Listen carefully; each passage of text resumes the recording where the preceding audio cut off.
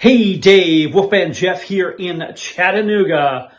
Last home match of the season, and it was disappointing. The very beginning of the match, we showed a little bit of promise. Very quickly, we found ourselves down, and then down by 2 by the 28th minute, and that rest of the first half was very poor. I'm concerned with our back line in particular. I know Saw had to vacate quickly, but it's our center backs that I really was frustrated with, and there's still some other play that I think some of our other players weren't up to snuff. Positives, we did come back much better in the second half. We did show some promise. The Cunha goal that was almost not given was given. That was sweet, but then we let them score again. Then they got that red card. And so we're going against a 10-man team, and we couldn't score. And there wasn't a whole lot of time, but there was enough time to at least score another goal there. And so it was frustrating. Just feel like they were just beating the wind. And but it is it. We had an opportunity. This was our best chance to get some points before the season's over at home. Palace has been in much better form. Palace wanted it more, and the fight dropped out. It wasn't our most dreadful performance of the year. That was not too long ago, but it still was very disappointing, especially when we had opportunities to let us come back in, and we didn't take those.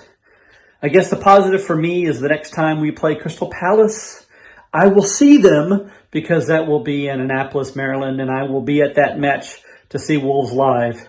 So, Dave, they can break my heart in person.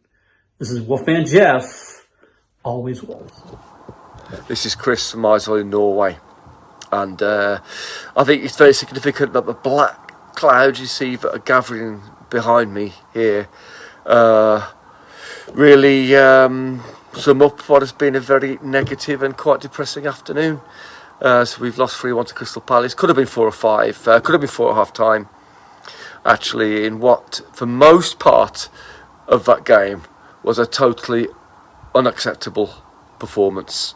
I think yet again we were up against opponents who seemed to be a yard quicker than us in terms of speed and thought process, a little bit more aggressive than us in the centre of the park, which we can't accuse us of being much this season, and they seem to want to win the game more. We gave up on a little bit too easily on some challenges or on some balls running out of play. Saw some people jogging back. That's a bad sign. It's a very, very bad sign in an afternoon full of a lot of bad signs and a lot of worrying things to see for the future. No one was on it today at all. I would say the thing that worries me most about this group is a total lack of leadership. Now, well, I saw at the midway through the first half, we were under a lot of pressure. We were 1 down, about to be 2 down, could have been 3 down, 4 down. And I looked at the way we were defending. I looked at the players. I looked at the way they were communicating, and I looked at our captain, who was shrinking. It looked like he just didn't want to be there. He did look like it was just too much for him. And it was another poor performance by Max Kilmer, wasn't it? Not just in terms of his captaincy, which has never been at the level, but his overall performance, his ability to follow players, mark players, be in the right position, as we saw for a couple of the goals today, was extremely poor. And there is a total lack of leadership on that field. Kilman's been put in a position which he really probably shouldn't be in. He isn't the type of player that should be a captain. He's too quiet. He's not aggressive enough. You need an aggressive captain who can communicate and drag the game back, if it's going away from us, drag people in position and take control. He's not that kind of person. He isn't a captain and shouldn't be that captain of a club. In fact, his performances of late have been very, very poor, as everybody has seen. Now, we've had the excuse of injuries, haven't we? There's no injuries this time around. Really, you've got just you could argue Dawson and Neto. Neto's a big player to lose, but look, when we lose Neto, it is nothing new, is there? Because how much of a season does he play? A third of every season, on average, since he's signed the club. I wonder if that's maybe his maximum. So being without him is just the way it is. The players look tired. They look like they need a rest. The manager looks like he hasn't got any more ideas of how to win games anymore, how to drag games back when they're going away from us. The team needs a reset. The manager certainly needs a reset. That's a very, very poor afternoon. Not the way we want to end the season. The real shame is that what could have been, we could have looked back and with pride as a good season, is now a bang average season. What a shame that is. We don't want to end it like this, but it is. It's again, the dark clouds are still there. They're circling and worrying what's coming from the club at the moment. Bad afternoon. Hey Dave, David Neopolz coming to you from Costa Rica in lovely Central America. It's hot as hell here, so I'm going to try and keep this short because I'm standing outside and it's muggy and like 95 degrees Fahrenheit. Today was the second time in my life that I was on a plane that had good enough Wi-Fi for me to stream the match. And for the second time in my life as well, I sort of wish it hadn't, because the last time was the last match of 2 seasons ago. I think the Norwich at home, was it, where we were terrible and just lost 2-0, 3-0 maybe, to a relegated side, I think.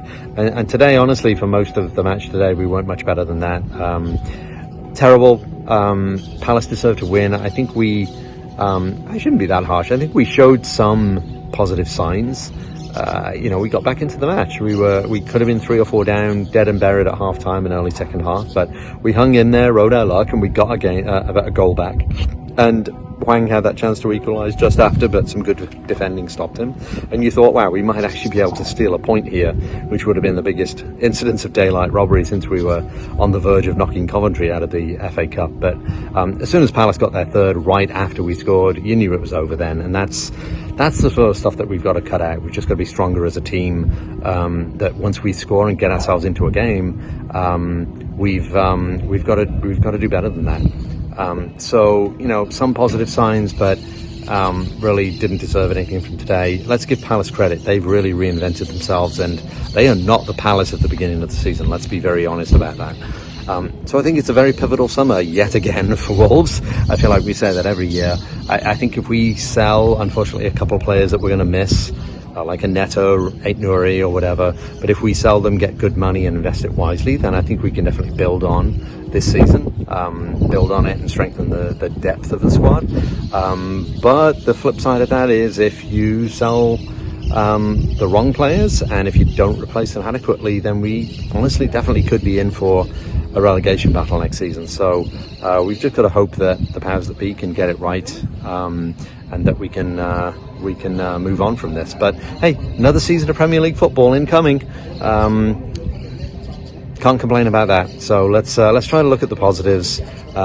We've done a lot better than we thought, shown some good signs, and hopefully we can build on it for next season. So that's it.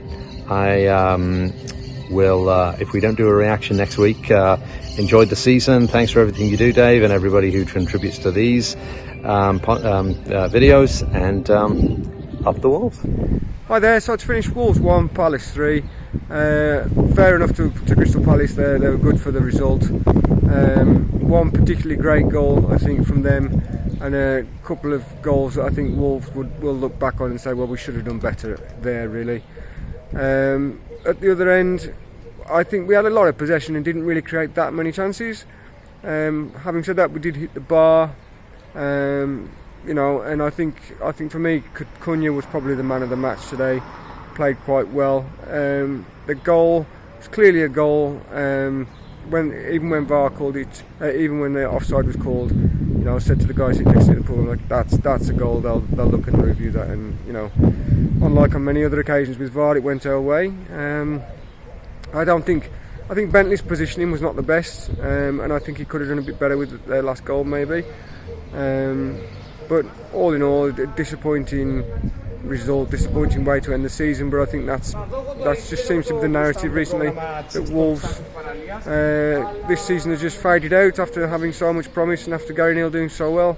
If you'd have asked me at the beginning of the season, would you take this position, I'd have said hell yes every day of the week, given how we started the season. So we can't complain overall, but we're going to clearly need to do some moves in the summer, and with Gary O'Neill saying he thinks it's not possible, then obviously we have to be concerned as Wolves fans. Just the Reds to go. Going to be a tough one, isn't it? Anyway, always Wolves. Hey Dave, Noah here from Chicago, Illinois. Yeah, just super poor performance today. Just absolutely no movement up top. Horrible defending in the first half. Horrible defending in the second half as well, honestly. We were able to turn it on offensively, relatively speaking, in that second half. Had a few chances, go begging. Cunha scores his 12th goal of the season. That's good to see. But Wolves have lost it 3-1, of course. I think my mind now turns to the summer. I will watch the game against Liverpool, of course. But given our recent form, you can kind of come to the conclusion that that game will be a wash. It's probably not going to be pretty. That said, it's always up the Wolves. No matter what, I always support the lads, and hope they go on and just make it respectable at Anfield next weekend. So yeah, my mind turns to the summer now, though. As I said, if this truly was the last time that Pedro Neto, Ryan Nate-Nouri, Max Kilman, anyone who's linked in the summer, if this is the last time that they went and clapped the fans at Molineux, it was just such a special sight to watch them in Old Gold, and yeah, just true appreciation for them. That being said, it's been a good season. O'Neill has been a revelation. Maybe could have gotten Europe if we had better squad depth, but who knows.